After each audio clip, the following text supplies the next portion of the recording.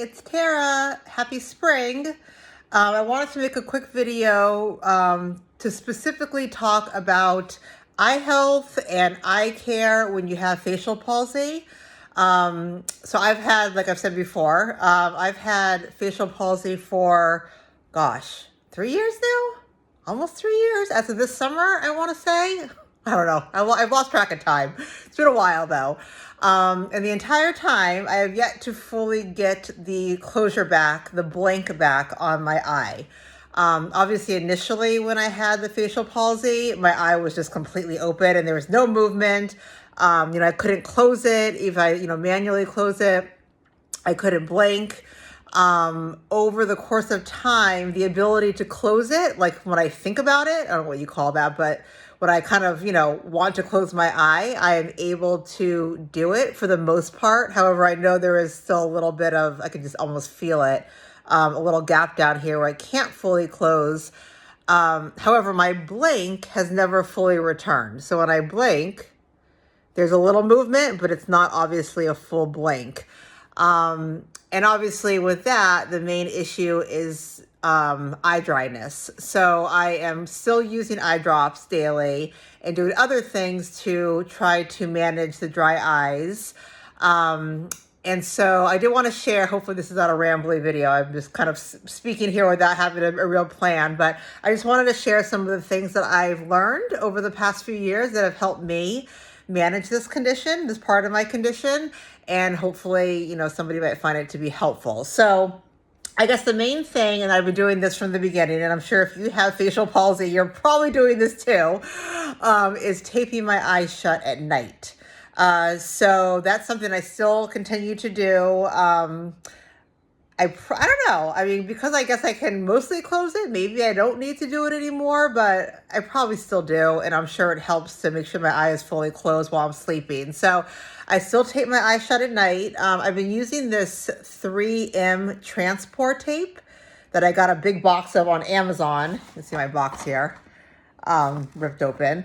Got on Amazon, and this is the tape that I use. I find that when I peel it off in the morning, it comes off easily. It doesn't like pull my eyelashes off or anything like that. So I use this at night, and then I also use this eye ointment, this kind of eye ointment that you really only want to use at night, because if you use it during the day, your eye will be super blurry just because it's a pretty thick ointment. This is called Genteel Tears. As you can tell, I need to buy another one of these. And when I first started with my eye condition, I was recommended a product, I think it's called Lacquer Lube, very similar to this. And I liked it a little bit better, but unfortunately I can't find it on Amazon anymore, which tends to be where I buy all of my stuff for my eyes. So I found this other product, this Genteel Tears on Amazon, and this seems to work pretty well. So I've been using this. So at nighttime, I do a little bit right in my under my eyelid. I'll use this Genteel Tears, like a little ribbon of it, and then I'll tape my eyes shut. And obviously, this is supposed to help just kind of bring back some of the moisture overnight that you've lost during the day from the inability to blink. So I do that every night still. And then for daily maintenance, as far as eye drops, so initially, I'm looking for my stuff here. Initially, when I had the condition, I was just buying this, actually I tried a bunch of different brands. This is the one that I stuck with. I liked it the best. This Cystane lubricant eye drops. Now, the issue with this, and it's a big bottle, is that it has preservatives in it. Obviously, it allows you to have a big bottle like this and to, maybe, I don't even know how long, a year, I guess you can maybe hold on to this and be using it. So I was told that if you're going to be using eye drops, more than a few times a day, which I definitely am, you don't want to be using an eye drop product with preservative in it. It can cause eye infections, it can cause eye irritation. And honestly, I was using it for a while, even though I was told not to, because it's a lot cheaper than buying the preservative-free eye drops. And I thought, oh, what's really the big difference? And I wasn't getting red eyes or oozing of my eye or anything like that. So I thought it was fine. However, I am realizing, or I realized at some point, that what I was getting was the need to use eye drops even more frequently, and probably because my eye probably was irritated from using these, and I mistook the irritation as just dry eyes. So once I switched over to a preservative-free product, I definitely found that my need to use the eye drops did decrease. So all this to say, if you're using eye drops more than a few times a day, I would recommend not using a product that, has preservatives in it, using a preservative-free eye drop product. So on that note, the ones that I use and have been using for a while are these Cysteine Complete Preservative-Free. I have a little pack, so you can tell the bottle is smaller. It's a little smaller than this big bottle here. And it's preservative free. And I like this one because it is still a bottle, so it's just easy to use versus using the, this right here, another Cysteine product I have here, these little vials. So these little vials, each one probably is enough for like 3 or 4 eye treatments, but they're annoying because they're these little things and you got to make sure you already have one on you and blah, blah, blah. So I tend to use these as like kind of my daily go-to. However, I do think that these are better. I don't know. I just feel like if I was being really good about taking care of my eyes, I probably would just be using these. They're just annoying. And so that's why I use the other ones. But I do think I don't know. I am a little suspicious that you can use a bottle of eye drops that is this big, preservative free, and not have maybe kind of the same side effects as using the ones with preservative in it. So anyway, again, if you want to be really good, I think just using the little individual vials is probably the way to go. But if you're like me and you're busy and you don't want to be thinking about this all day long and making sure you have the vials, I think these work out fine. I get I get these on Amazon. And if you have access to Amazon, I would definitely recommend buying them on Amazon. At least for me, my local CVS, my local pharmacy, doesn't always have the preservative-free eye drops. It's kind of a hit or miss with what eye drops they have in general. And I also found too that when these types of eye drops were available, it was like double the price of what I pay for on Amazon. So this box on Amazon, it's a 2-pack, cost me, I want to say $22 on Amazon. And if I was to get this in the store, it would be like $30 or $40. So obviously it's convenient on Amazon and it's cheaper. And then I also would recommend, if you have access to it in your country, I'm obviously in the United States, is a flexible spending account, which is basically, a lot of employers offer it, where it's tax-free money that you're able to put aside for certain types of expenses. I believe it's mostly like medical expenses or child care expenses. So through my husband's work, we put aside money on the FSA. So again, it's tax-free from his paycheck, tax-free. And we're able to use that credit card, that FSA funds on Amazon to pay for these. So it's just a little bit of a cost savings because unfortunately, if you are a lifer with eye drops, which is very likely what I will be, is a lifer having to use eye drops, they're expensive. They're just really expensive. So anything you can do to cut down on the cost, is obviously great. So anyway, so those are the eye drops that I use. Oh yeah. And then this is kind of a new product that I've been using. And I did do a post, like a YouTube post not so long ago, regarding an online store called Dry Eye Shop. And my ophthalmologist told me about it, and it's a great shop for like buying all things related to dry eyes, different products, things like that. And so one of the things that she recommended for me is this, I think it's called a moisture compress. I don't know exactly, but the brand is Brooder. And you basically heat it up in the microwave and you wear it on your eye for like 10 minutes. And it helps because you're not blinking, how how am I going to explain this? The oils that are inside your eyelids that are helping to moisturize your eye get clogged.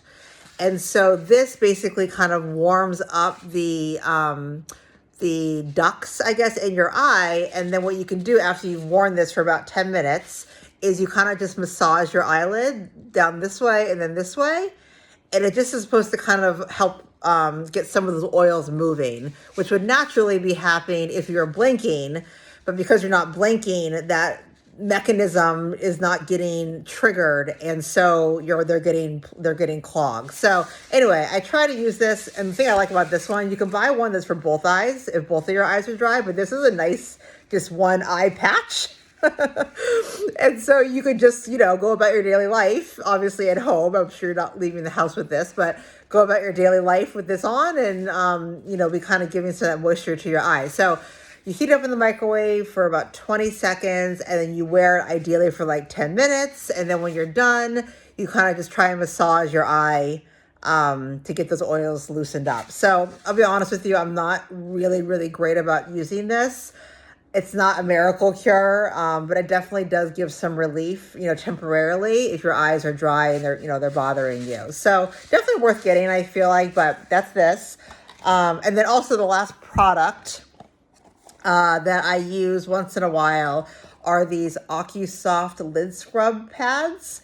I don't know if it's like a residue or a buildup from doing the eye drops so much. I honestly don't know, but sometimes I feel like I need to wipe my eye. And even just a little bit of water kind of gives some relief. But these little pads here, they just I feel like they wipe away some of the residue that gets on your eye from the frequent use of eye drops. They just give, again, a little bit of kind of relief. So anyway, as you can tell, I have amassed quite a collection over the years of things to help with my eye. And I think that's everything I wanted to, this is the last thing I wanted to mention, and I will do an updated video once I've kind of gone down this road. It might be a while, but so before I was even diagnosed with having the facial palsy, I wear glasses, and so I wear contacts. And so a contact, just a contact that goes in your eye, is a natural barrier to minimize eye dryness. And so lucky for me, I was already wearing contacts when I had this, because I definitely notice a difference that when I take my contacts out, whether it's at night or I'm not wearing them for a little bit, my eye gets more dry much more quickly. So having the contact is great, just to give a little extra kind of trapping in that moisture on my eye. However, the facial plastic surgeon that I've been seeing for my Botox and who did my DOA told me that she's recommending that I look into getting fitted for what they call a PROSE lens, PROSE. And I think it's kind of like a contact, like what I wear, but it's specifically made for people that have a chronic dry eye condition, or, are not able to blink, and that causes dry eyes. It's supposed to really help with locking in that moisture. And then obviously for me, it can have a prescription in it, so I'll still be able to use it as a regular contact to see, but it'll have that added level of being able to help trap in some of that moisture, so that hopefully I'm not having to use eye drops as frequently as I am. So I am going to look into that. And like I said, I'm assuming that I move forward with it. I will definitely do a video update to let you know if it's been helpful. But I will look into that. If this is something, if dry eyes is really bothering you with this, or if you're, feel sick every day with how much money you're spending on eye drops, it would definitely be worth maybe talking to an optometrist or an ophthalmologist and see if something like this PROSE lens, or there is something called a scleral lens, SCLERAL lens, which is very similar. Could be something that could help you.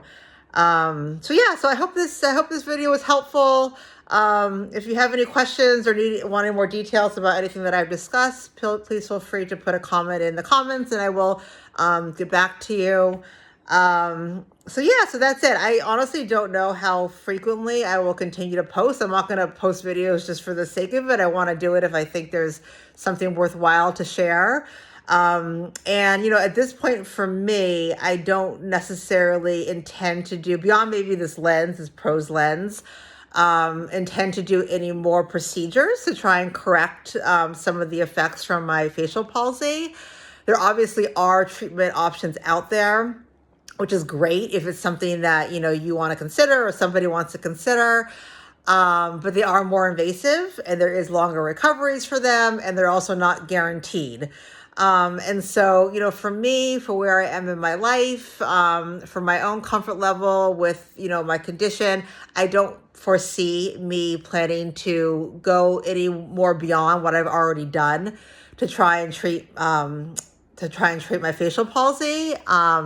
So again, so this is all to say, I don't know how often I will do updates, because at this point I think what you see is what you get. And I don't know if there's going to be a lot of change, that's worth discussing on my YouTube channel here. But anyway, so again, I hope this video is helpful.